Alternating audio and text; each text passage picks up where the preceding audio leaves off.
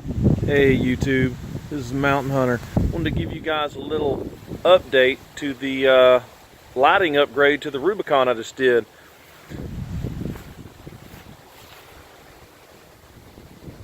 Got a 12-inch Auxbeam 72-watt bar on the front.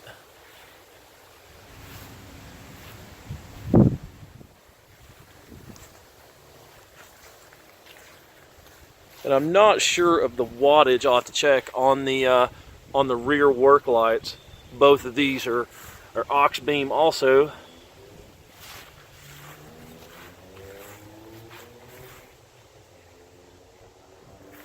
Got the Koplin gun mounts put on right before deer season. I'll show you guys how I got these rocker switches mounted up here on the pod. I think they did an awesome job at my local dealership. Turn this baby on.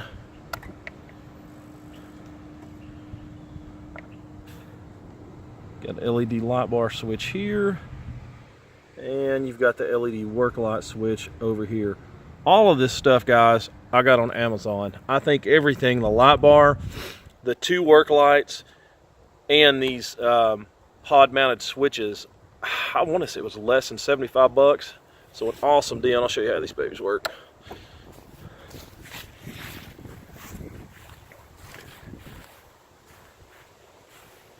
These things are super bright. It's really hard to even get it on video to look at them directly. Super bright. I can't wait to get it on the trail, see how they do.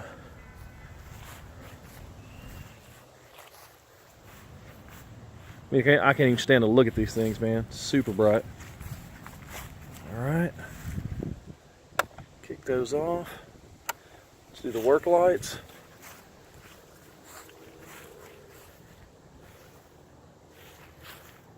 Same thing for the rear lights in the back, man. They're just super bright. I had these mounts fabricated to put on. Pretty simple. Let's see if I can get in there to show you guys the wiring in there.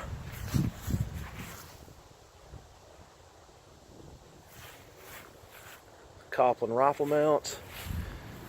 These things are solid. I've used 2 or 3 different types, and I definitely like these the best one.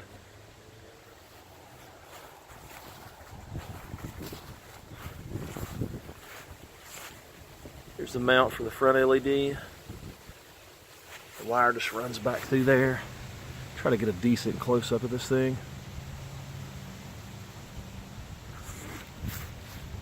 And I want to say the light bar by itself was like 29 bucks. I mean, it's ridiculous inexpensive, but the reviews, it's got awesome reviews. You guys have got to go in there and check it out. I don't remember which one it is. Just the Auxbeam 12-inch LED light bar. I know it's 72 watts. But yeah, I'm excited. I can't wait to get those things out there, man. See how it does.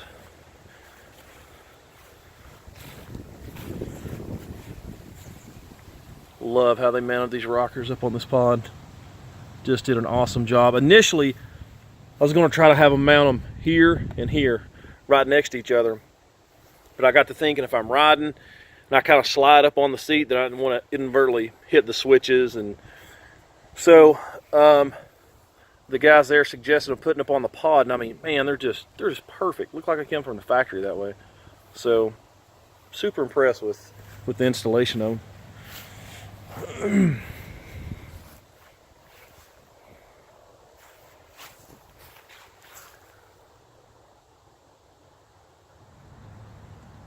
Man, those things are bright. I almost can't even look at them. Since my last video, I've put on, I think 4 hours, about 4 more hours on the machine. One of the biggest things I can tell you guys is this power steering is amazing. It's almost invisible.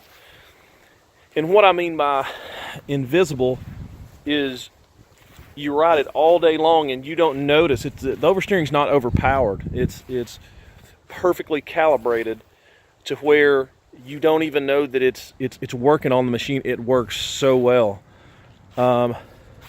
Like the Polaris, as soon as you get on it and you turn the ignition switch on, it's like the two front wheels are the tires are parked on ice. They're so easy to turn, so light.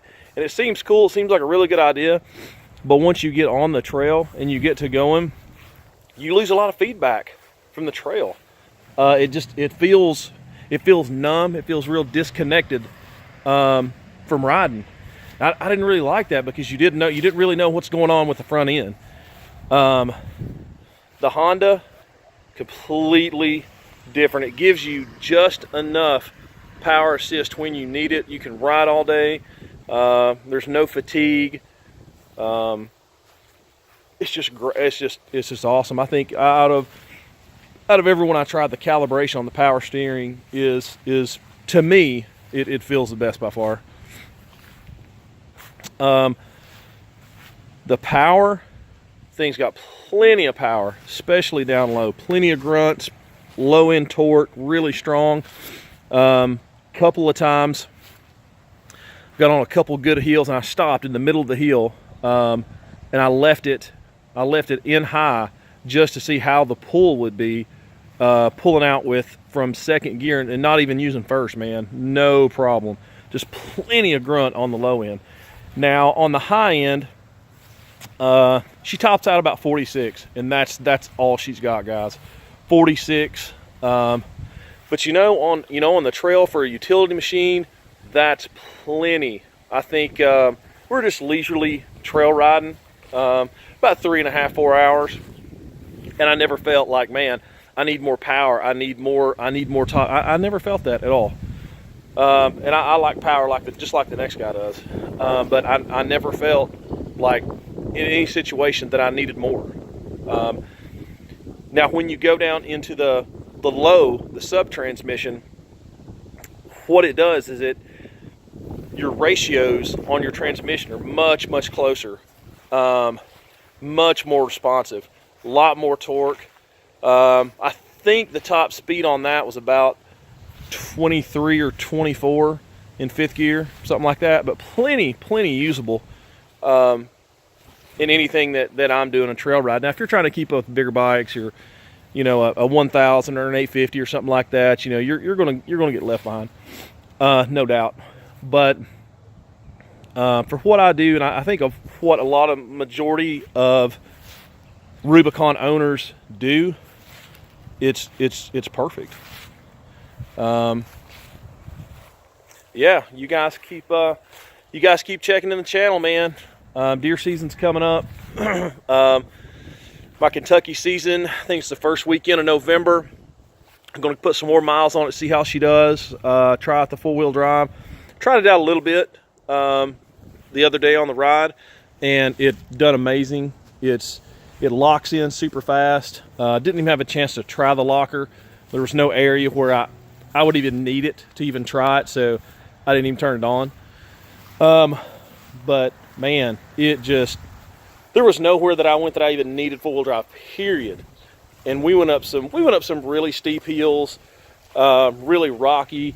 I mean, I just threw the power to it, man. It spun like crazy, but there's nowhere where it had an issue going in two-wheel drive. So I don't foresee me needing four-wheel drive that much at all. It's more of a good safety thing just to have if I need it. But yeah, you guys keep checking in, man, and I'll give you updates as soon as I can.